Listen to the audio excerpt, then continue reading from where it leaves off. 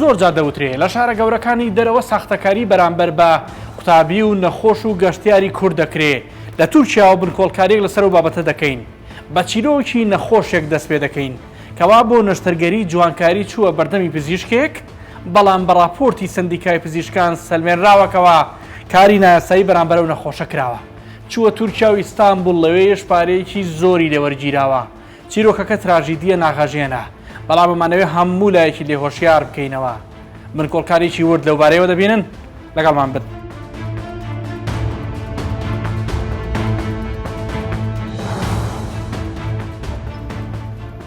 هەر کە گەیشتمان ناو فڕۆکەخانەی سەبیحە گۆکچەن لە ئیستانبول، ڕاستەوخۆ هەموو ئەو ڕستە وتراوانم دەکەوتەوە یاد کەوا چۆن لە کاتی پشکنینی ڤیزا و پاسپۆرت داوای مۆبایلی کەسی و نیشاندانی تۆڕە کۆمەڵایەتیە کەسیەکان کراوە، کەمیش نەبوونەوانەی کەوا تووشی گرفت و تەنانەت گەڕاندنەوەش هاتوون بەهۆی بوونی وێنەی ئاڵا و کەسایەتی و سەرکردەکانی کورد. لە یەکێک لە سەفەرەکانمان بۆ وڵاتی تورکیا کاتێک گەشتینە تورکیا داوای جیاواز و مۆبایل و چەند پرسیارێکی جیاواز کە لە فەیسبووکە چیە نووسی لە سۆشال میدیا چ شتێکت هەیە کە سیاسی بە یاخۆت نازانمەتە لەو بابەتانە بێ، ئەوەی ڕاستی بێ زۆر مانوویان کردین لەو بارەوە بزانن چ وێنەیەک هەیە لە ناو مۆبایلەکەتە کە ڕەبتی بە سیاسی کوردەوە بێ با چیەکەوە بێ دیارە ئەوانە شتانیان قوبڵ نییە، بۆیە بێزارت ئەکەن، بێتاقەتت ئەکەن. ئێمە ناچارین چەند جاری کە سەفەر هاتوتە ڕێگامان لەبەرەو بابەتە نەماتوانیە و حەزمان نەکردەوە هەمانوە ئەو مهیلاکێ بچێژین لە ڕێگایەکی ترەوە سەفەرمان کردو بۆ وڵاتانی دەرەوە. دەینەوە و شارەی کە سەرڕای جوانیە سروشتیە بێ ئەندازەکەی کەوا ساڵانە ملیۆنان گەشتیار لە تەواوی جیهانەوە بە هەرێمی کوردستانی شەوە سەردانی دەکەن، بەڵام لەگەڵ ئەوانشدا هەمان شار شوێنی یادگاری ناخۆشی دەیان گەشتیار و نەخۆش و قوتابی کوردن. بە پێی ئاماری فەرمی ڕێکخراوی گەشت و گوزاری نێودەوڵەتی تورکیا لە ساڵی 2021دا بە پلەی چوارەم هاتووە لە سەراستی جیهان کەوا گەشتیار ڕووی تێدەکا، کەوا نزیکەی 30 ملیۆن گەشتیار سەردانیان کردووە. لە پێش تورکیا هەرێکە لە وڵاتەکانی فەڕەنسا بە 40 ملیۆن گەشتیار و مەکسیک بە 32 ملیۆن و ئیسپانیا بە زیاتر لە 31 ملیۆن گەشتیار دێن. لە دوای تورکیاش لە پلەی پێنجەم ئیتالیا دێ کە زیاتر لە 26 ملیۆن گەشتیار سەردانی کردوون، پاشان ویلایەتە یەکگرتووەکانی ئەمریکا دێ کەوا 22.1 ملیۆن گەشتیار لە 2021دا سەردانی کردووە. لەو 30 ملیۆن گەشتیاری تورکیا زیاتر لە 9 ملیۆنیان سەردانی ئیستانبوڵیان کردووە، لە دوای ئیستانبوڵیش ئەنتاڵیا دێت.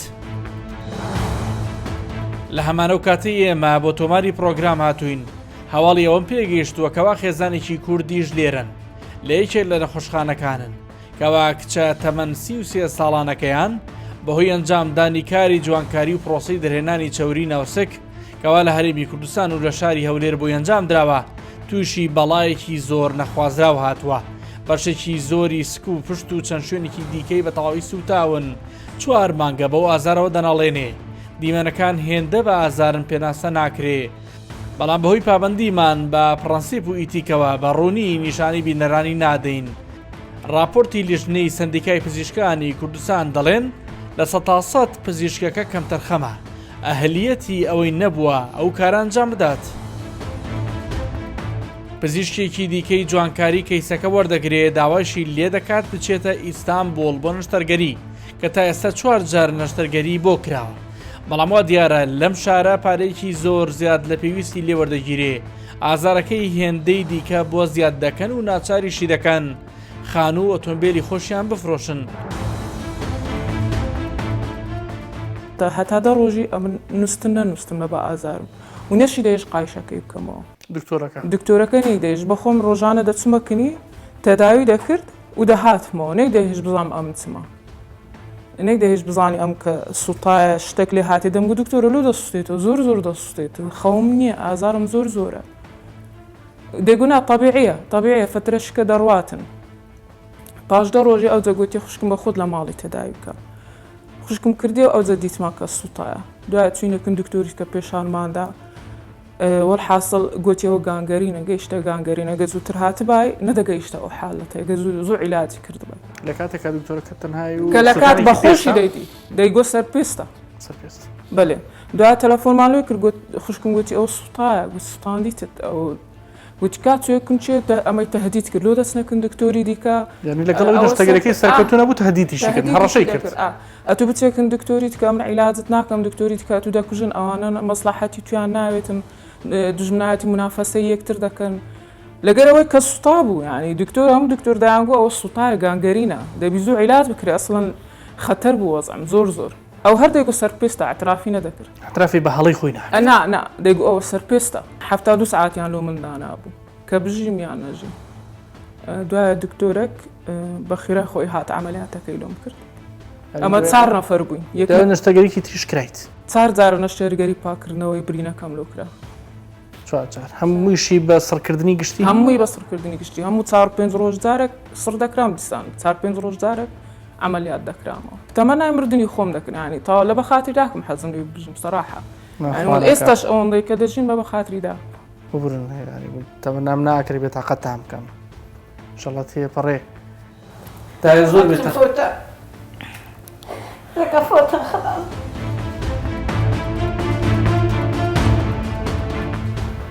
ناوی نەمایە پشتی نەمایە شانلی نەمایە چیمە بە قوربان ئێستا دکتۆر ئەوە دەکات دەچی ڕاستی دەکات ئەوە تاکەنجی هەتاکەنجی ماڕە عالم فەقیر فەقەرات کاو دەکات لۆ فەقیرە دەبن پێیان دابسی پێی مەسول و گەوران دابستە خوارێ دەبن پێی دکتۆران دابستە خوارێ وە چەند نەفەر عالمێ بکوژن کاکە دواتر چوویتە تورکیا بەێ باشە کەی بوو مانگت پێش ئێستا چمە تورکیا چیان بۆ کردی لێ چەندێک پارەتان سەرف کردگە بە دیاریکراویش پێم نەڵە هێر قەی ناکە وڵە مەبلەغێکی خەیالی خەیاڵی ئارەوە هیچتان بۆ فرۆشت لە سارەمان فرۆشخانیمان فرۆشت بەس بۆ ئەوی چارەسەر خۆت بکەیت و بمێنیتەوە لێ پارەی زۆر ڕۆی ڕاستە لە وڵاتانی پێشکەوتوتر بێگومان ڕەنگە چارەسەری باشتر هەبێیان پزیشکەکان ئەزبوونیان زیاتر بێت بەس لەوێش زۆر جار من خۆم کە لەوێ بووم لە مانگی ڕابردوو باس لەواکەن کە ئێستێغلالی زۆری نەخۆشی شەکرێ بەزەگەنی پێواکرێ تۆ چیت بینی ڕۆقەعانە پێم بڵێ ئەوەی بینی پارەکە زۆر بوو پارەی عملیات و مەساریفی دیکەی فەنادق و شتانە لە ئیستانبول بوو بەێ پارێکی زۆریان دێوەرگرتی بۆ نەشتەگەریەک بۆ هۆتێل هەستەکرد لە بەروی بیانیت ڕەنگە بەشی کێوە بێ طبعا بیانی زیاتری لێوەردەچێت طبعا وا دیارە هەرم خانمە نییە بەڵکو لە هەمان کاتدا 3 کەسی دیکەش تووشی هەمان کێشە بوون بەهۆی هەمان پزیشکەوە ئەمانە نووسراوەکانی سەلمێنەرن لە یەکێک لە خاڵە سەرەکیەکانی لیژنەی تایبەتمەندی سندیکای پزیشکانی کوردستان هاتووە کەوا نابێ پزیشکی شارەزا لە ژێر سڕکردنی گشتی نەشتەرگەری ئەنجام بدات. زۆر بەداخەوە کە ئەو دکتۆرێ دوو شەو تەوقیف کرایە دوای دوو شەوە کە ئازاد کرایە بە کەفالەت ئێستا تۆمەتباری مکەفەلە دەبوایە ئەو تۆمەتبارە بەر نەبێ هەتا ئەو کاتەی پەڕاوەکە ئیحالەی محکەمەی مختص دەکرێت یعنی بەکە لەم چەکرایی بڕوا لە بۆ محکەمەی مختص لە محکەمەی مختص ئەگەر بڕیاری تۆمەتباری لەسەر درابە ئەو هەر لە سزندەماوە ئەگەر بەڕائەتیشی دەرچووبای بەردەبوو بەڵام دوو ڕۆژ گیرا زۆر بەداخەوە ئێستاش تەڵەبەکەم دایتە دادوەری لێکۆڵینەوە هەولێر لە بۆ دووبارە دەستگیرکردنەوەی لەبەرەوەی ئەو کەیسا یەک نەفەرینی چار کەیسیەوە مەترسیواتە ئەگەر بۆ نمونە بڵین زۆر جار هەڵی پزیشکی ڕۆیە لەسەر نەخۆشێک ڕۆیە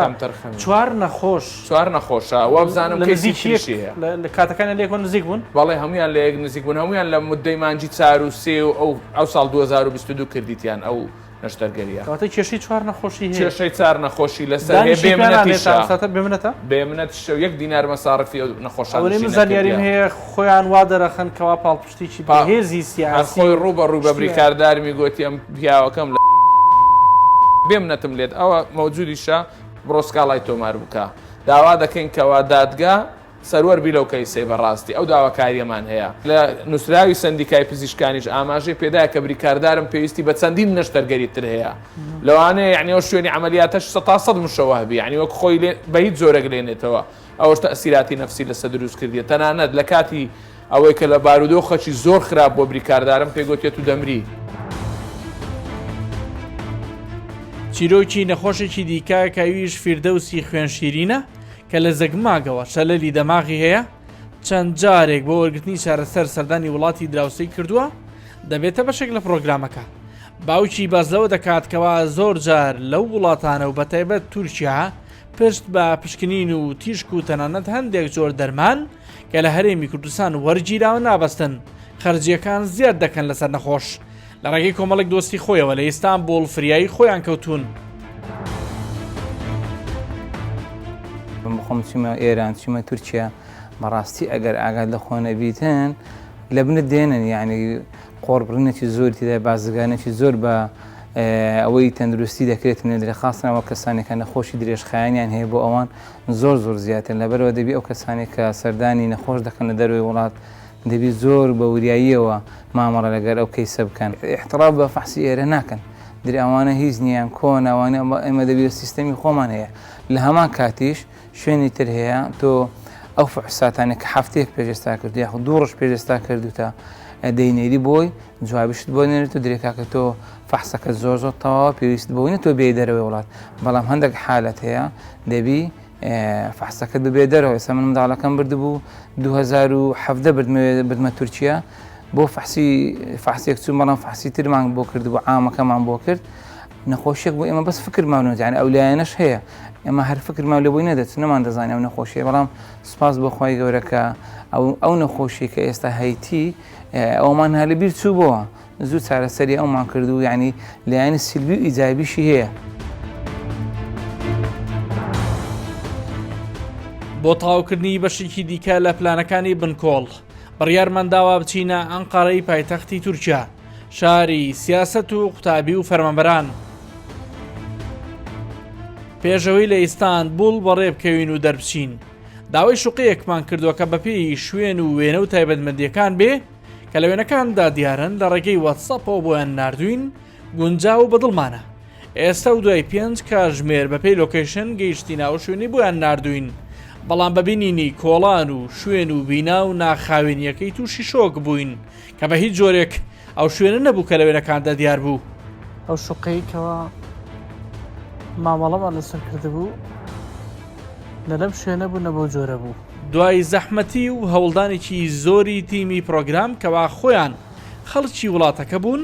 توانیمان لەو شوێنە دەرباسمان بێ پارەکان بگەڕێنینەوە. ئەنیش فێڵمان لێ بکەن ئێستاوە شوێنە گۆڕین ناچارین کاتژمێر 12:36 خولەکی ینی پاشی نیوەشەوە بەو جۆرە فێڵیش لەوەیەکەن بەداخەوە. پەیوەست بە پرسی فێڵکردن لە نەخۆش دەچینە لای بەرپرسانی کۆمپانیایەکی گەورەی تایبەتمەند بەکاری تەندروستی کەوا لە ماوەی ڕابردوودا چەندین پرۆژە و تەندەری تەندروستیان لە شارەکانی هەرێمی کوردستان وەرگرتووە کاریان تێدا کردووە. ئەمەوێ بزانم ئایا بەڕاستی ئاگداری ئەو ساختەکاریانن کە لە نەخۆشی کورد دەکرێت لە وڵاتە؟ هەندێک لە خەڵکی گلەیەوەکەن کە دێنە ئەم وڵاتە وەک پێویست چارەسەری تەندروستی وەرناگرن هەندێکیان بازەواکەن کە فێڵیان بەرامبەر کراوە یاخود تەنانە دەوترێت بەشێک لە ئەندامی جەستەی کەسانێک دەرێنراوە فرۆشراوەتەوە چارەسەر نەکراوە پارەی خوراوە نێراوەتەوە. قسەی تۆ لەسەرەوە چییە؟ لە ڕاستیدا ئێمە ماوەی 8 ساڵە لە عێراق و کوردستان ڕۆڵی پردی پەیوەندی دەبینین لە نێوان نەخۆشخانەکانی تورکیا و وەزارەتەکانی تەندروستی کوردستان و عێراق. هاوڵاتیان پشتمان پێدەبەستن ماوەی چەند ساڵێکە نووسینگەمان لە هەولێر و سلێمانی و دوهۆک و زاخۆ هەیە. ڕاستە لە وڵاتێکی گەورەی وەکو تورکیادا فێڵ و ساختەکاری بەرامبەر نەخۆش دەکرێت. هۆ کارەکەشی ئەوەیە کەوا نەخۆشەکان خۆیان پەیوەندی بە کەسانێکی نابەرپرسەوە دەکەن. لە کوردستانیش ئەو شتە هەر ڕاستە. سەبارەت بە دزینی بەشێک لە ئەندامانی جەستەی نەخۆش لەم وڵاتە ئەوە ڕاست نییە و بنەمای نییە. تەنانەت لە کەسێکی بیانی بۆ کەسێکی بیانی دیکەش ڕەگە پێدراو نییە و یاساکانی تورکیا لەم بوارەدا زۆر ڕەقن. هێشتا شەقام و شوێنە گەشتیاریەکانی ئەم شار وڵاتە ئاوێزانی کاتی خۆشی گەشتیارانن.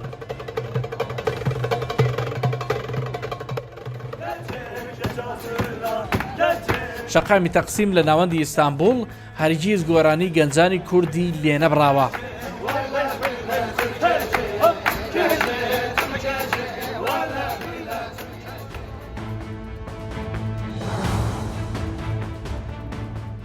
هەندێک جۆری دیکەی کێشەکان لە باڕ و یانەشەوانەکان و شوێنە تایبەتەکانی دیکە دروست دەبن کە منین و چیرۆکانێکەوە بازەوە دەکەن چۆن بەدەیان جارگەنجی کورد لە ناو یانەکان و مەیخانەکان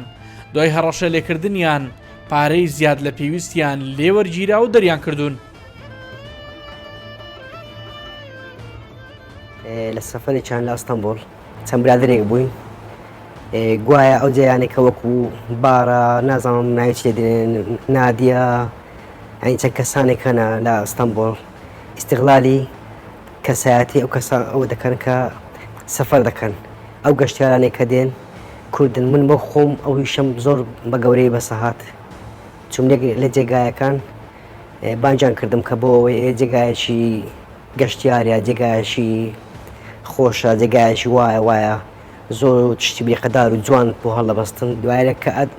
لە چێ شوێنەکە ئەو شوێنە وانە چەند کەسانێک کەرەستن بە بڕەپارێک دەبی پارەکانیان تەسمیلکەی ئەو شتانی پێتە تەفتیشی دەکەن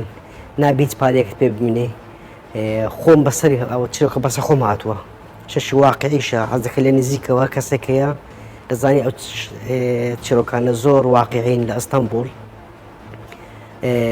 چیرۆکە چۆن بوو چوونە جێگایەک چەند کەسانێک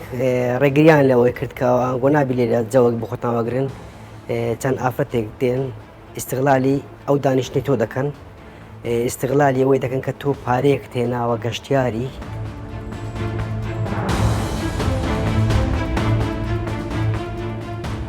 لە شارە گەورەکاندا بە تایبەتی لە شارێکی وەکو ئەستەمبوڵدا بەداخەوە ئەو ڕووداوانە زۆرە بینرێ بە تایبەت کەسێکگەر بێت و شارەزای ئێرەی نەبێت لە هەمووی گرنگترەگەر بێت و زمان نەزانێ لەو ڕۆوە لە ئاستێکی باشان نەبێ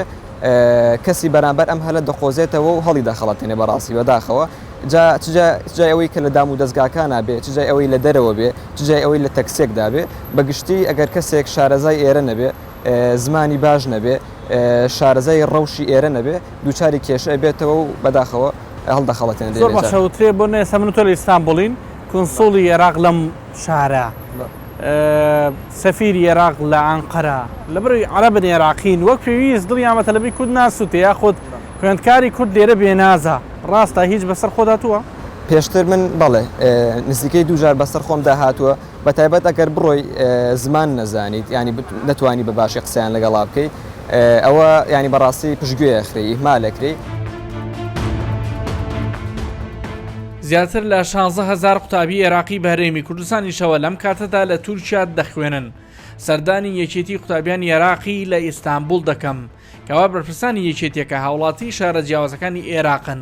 وا دیارە ئەمان چیرۆکی جۆراجۆری فێڵکردن و بازرگانیکردنیان لایە کە بە قوتابیەکانەوە دەکرێت. ئەو ئۆفیسانی کە بەداخەوە باسی ئەەکەم لە تورکایە مەکتەبیان کردوتەوە ئۆفیسیان کردوتەوە بۆ ئەوی تەلەبە بێنن لە دەرەوەی وڵاتەوە تر ئەم مەکتەبانە عەرەبن کوردن تورکن یا هەر شتێکن لە هەر جۆرەێکی تایە هەموو بابەتەکانی تایە تەلەبە ئەهێنن کە بە حساب قوبوڵیان بۆ وەرگرتووە ئەم تەلەبەیە چەندها نمونەمان لە ئەخیر ساڵی خوێندنیا ئەوێ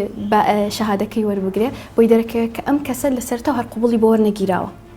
هەر قوبوڵی نەبووە چونکە شێوازی قوبوڵکردن لە تورکیا لە وڵاتی تورکیا دوو جۆرە یان ئەوە تا لە زانکۆی ئەهلی ئەخوێنێ واتە تایبەت یان ئەوە تا لە زانکۆی حکومی ئەخوێنێت باسی زانکۆکانی کوردستان بکەم بە تایبەتی چونکە ئەمە ڕەنگە زۆر تەلەبەی کورد بێت بۆ ئێرە بخوێنێ ئەمێ ئاگاداریان بکەمەوە لەو بابەتەی کە زانکۆ ئەهلیەکانی کوردستان بە هیچ جۆرێک لێرە معتەرەف نییە شەهادەکانیان بە هیچ جۆرێک هیچ ناوێکیان لەبەرچی لەبەرەوەی ئەم مشکلەیە لە داخلی عێراقە لە داخلی مشکلەکە لە خارجی تورکیا نییە باشە چونکە حکوومەتی مرکزی بە هیچ لە یەکێک لە زانکۆ ئەهلیەکانی کوردستان ئاعترافی نەکردووە ئەوان کراونەتەوانە بەبێ ئەوەی ئیمزای خوێندنی باڵای حکوومەتی مرکزی وەربگیرێت. شركات والمؤسسات کۆمپانیا و دامەزراوەکانی خزمەتگوزاری بواری قوتابیان بەداخەوە هەندێکیان فێڵ لە قوتابیە عێراقیەکان دەکەن کورسی خوێندنیان پێدەفرۆشن کە لە بنەڕەتدا هەربوونی نییە گرێبەستی نادروستیان پێشکەش دەکەن کاتێک قوتابیەکە دێتە تورکیا تووشی شۆک دەبێت کەوا ڕەزامەندی بۆ وەرنەگیراوە لە ناو زانکۆکە بەداخەوە کێشەکان زۆرن بۆ نمونە کێشی نیشتەجێبوون و مافیمانەوەمان هەیە بەداخەوە زۆربەی کۆمپانیاکان سەختەکاری دەکەن هەر بۆی ئێمە لەو سۆنگەیەوە هەستمان بە کێشەکان کردووە ئەم دامەزراوەیە دروستکراوە تا بە شێوەیەکی خۆبەخشی کار بۆ قوتابی بکات و نوێنەرایەتیان بکات بەرامبەر بەلایەنی تورکی و بیانیم هەروەک دەمانەوێت ئەو کێشانیان بۆ چارەسەر بکەین کە ڕوبەڕوویان دەبێتەوە لە ناو تورکیا. هەر لە تورکیا ئاشنایان کردن بە دیداری باڵوێزانی زانست کە تام ساتە حوت خولی لە شارە جیاوازەکانی وڵاتەکە تێدا بەڕێوە چووە بڕیاریش وایە خولی هەشتەمی لە یەکێک لە شارە کوردیەکان بەڕێوە بچێ قوتابیە بەشداربووەکانی خولی حوتەم لە 22 شاری تورکیاوە هاتبوون کە لە بنەڕەتدا خەڵکی حەڤە شار و شارۆچکەی هەرێمی کوردستان بوون ڕێخەری گشتی دیداری باڵوێزانی زانست باز لە وردەکاری و پلانی داهاتووی دیدارەکەیان و سوودی بۆ قوتابی کوردەکە لەو وڵاتە بەبێ جیاوازی. ئەم قوتابیانە لە کوردستانەوە کە دەسەکەن بە هەنگاوی یەکەم ئەنێن لەوێەوە تووشی بەداخەوە هەڵخەڵەتاندن ئەبنەوە داوای شوێنەکەن و شوێنیان بۆ بەردەست ناهێندێ داوای زمانیەکەن و زمانە بۆ شێوەیە دەرناچێت دواتر لە هاتنیان بۆ ئێرە لە پێشوازیکردنیان لە مەتار لە شوێنی مانەوەیان ئەو شتی ئەیانەوە وا دەرناچێت دواتر ئەچنە زانکۆکە جاری وایە زانکۆکە ئەزانێت کە ئەم قوتابیە لە دواترا سەرکەوتو نابێ یان شادەکەی ناخوێنە بەڵام هەر بۆ وەرگرتنی پارەکەی مامۆساکەی ئەمانە هەمووی گرفتانێکی زۆرن کاکاروان بەداخەوە هەن بە حکمی کە قوتابێکی زۆر هەیە بەڵام ئێمە بێ هەروکو چۆن تەشخیصمان کردو قسە لەسەر چارەسەریشی بکەین چۆن ئەمانە چارەسەر زۆر ضرورە قوتابیان نە هەنگاوی یەکەمە بە دوای دنیا پێشکەوتووە بە دوای شتی پرۆفیشناڵ هەبگەڕێن براکەم ئامۆزاکەم خزمەکەم ناسیاوێکمان وازنە مستەڵەحاتانە بێنی شوێنی پرۆفیشناڵ کێ هەیە ڕاستەخۆ هەوڵ بین بەبێ ئەوەی کەس لە بینی ئێمە و شوێنە معنیەکانە هەبێ خۆمان بچینە سەرخەت بە بەکارهێنانی ئیمێل بە بەکارهێنانی ژمارەی وەرگرتنی ژمارەی پەیوەندی و ڕاستەخۆ قسەکردن ئێستا ئەتوانم بە دڵنیایە بە جەنابتان بڵێم زۆربەی زۆری جامیعەکانی تورکیا و موسسەکانی تورکیا بە زمانی عەربی بە زمانی ئینگلیزی و بە چەند زمانێکی تر کەسی مختص هەیە لە بوونیانەکە ئیش بکەن بە کوردی نیانە بە کوردی نیانە نەخێر بەداخەوە ئەمە کلێنێکە لە وڵاتە باوەشێکی کراوە نابینین لەلایەن باڵێۆزخانەی عراقەوە کۆنسوڵخانەی عراقەوە هەروەرجی سەرنجی هەندێک لە قوتابیانی کووردە بەڵێ ئێمە هەستمان بەم بۆشاییە کرد و هەر بۆیە بڕیارمان ناکە بە عەمەلی پڕی بکەینەوە ئەم ساڵ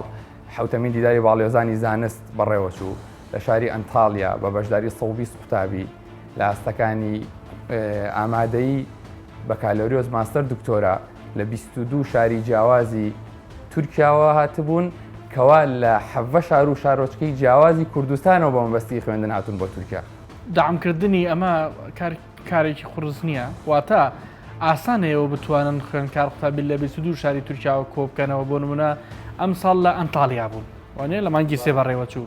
ئاسان بووە مە بکەنیان دامێکتان هەیە پاڵپشتێکتان هەیە ئەتوانم زۆر بە دڵنیاییەوە شتی عەرزی جەنابتان بکەم ئێمە لە دیداری چوارەمەوە دەستمان کرد بە بەکارهێنانی استراتیجیەک ئەوش ئەوە بوو هەموو ئەو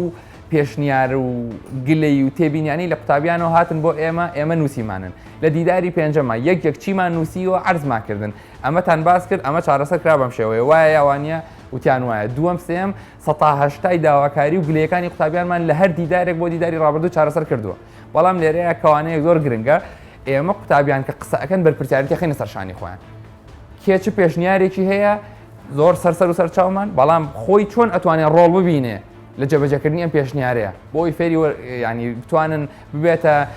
ستاژێک ببێتە ئەزمونێک بۆ وەرگرتنی بەرپرسیارەتی قوتابیانیش لێر لە ئێستادا و بەهۆی فێڵی هەندێک لە شۆفێری تاکسیەکانی ئەم وڵاتە تەنانەت لەگەڵ هەڵگرانی ڕەگەزنامی وڵاتەکەش خۆیان هەندێک کۆمپانیا دروست بوون کەوا ئۆتۆمبیل لە کوچە و کۆڵانەکان دادەنێن هەر کاتێک کەسێک پێویستی پێبوو دەتوانێت لە ڕێگەی ئەپلیکیشنێکی تایبەتەوە داوای بکاو ئەو ماوەی کە پێویستێتی بەکاری بهێنێ و تەکسی نەگرێ تەنانەت لە کاتی گەڕانەوەمان بۆ فڕۆکەخانە و جێهێشتنی وڵاتەکە لەگەڵ تەکسیەک سەرکەوتین و بووینە سەرنشین کە هەر لە سەرەتاوە زانی بیانین 14 لیرەی بە زیادە لەسەر ژمێرەری سەر ئاوێنەی ئۆتۆمبیلەکەی بۆ خۆی نووسی ڕەنگە دۆخی خراپی ئابووری وڵاتەکە و دابەزینی بەهای لیرەوای کردبێ خەڵکی پەنا بۆ ڕێگەی خراپی نایاسایی و نەشیا و لە وڵاتێکی جواندا ببەن.